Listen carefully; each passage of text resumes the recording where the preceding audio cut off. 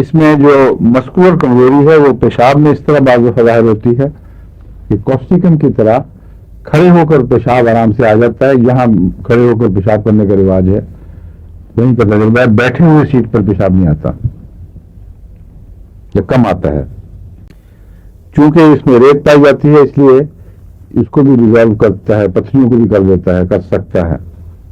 جب پتھریاں ہوں تو اس وقت بھی تھوڑا تھوڑا بعض دفعہ کلاؤڈی یورین آتا ہے اس میں سارسپریلا میں. تو اگر آپ اس کو سارسپریلا استعمال کرائیں گے تو کلاؤڈی یورین بند ہو جائے گا کچھ دیر کے لیے, پھر شروع ہوگا تو پھر دہرائیں, اس کے بغیر اس سے پہلے دہرانے کی ضرورت نہیں ہے. گدلا سا پیشاب وہ اس کی خاص علامت ہے.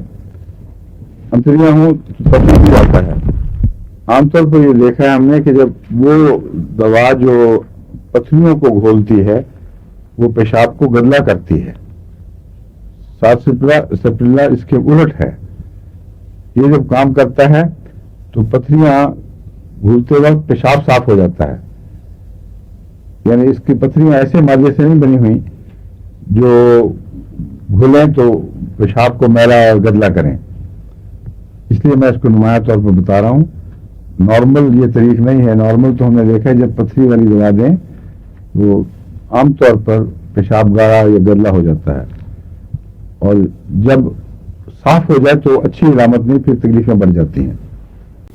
گاؤٹ سے اس کا تعلق ہے, اور گاؤٹ کی علامتیں سفلس سے ملتی ہیں, اس پر سے رات کو بڑھ جاتی ہیں.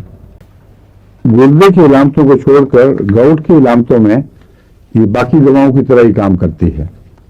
اگر یہ کام کرے تو پیشاب لوڈڈ ہو جائے گا, اور کئی قسم کے مادے پیشاب میں نکلتے ہیں, جس کا مطلب یہ ہے کہ جسم میں جہاں جہاں بھی رومیٹک اثرات زہر تھے وہ گھل کر پیشاب کے راستے نکلنے لگ گئے ہیں. تو مختلف جگہوں پر مختلف اثرات کو نوٹ کر لینا چاہیے.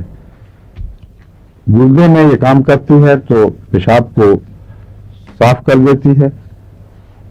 جب رومیٹزم میں کام کرتی ہے تو پیشاب کو گدلا کرتی ہے, اور یہ دونوں اچھی علامتیں ہیں.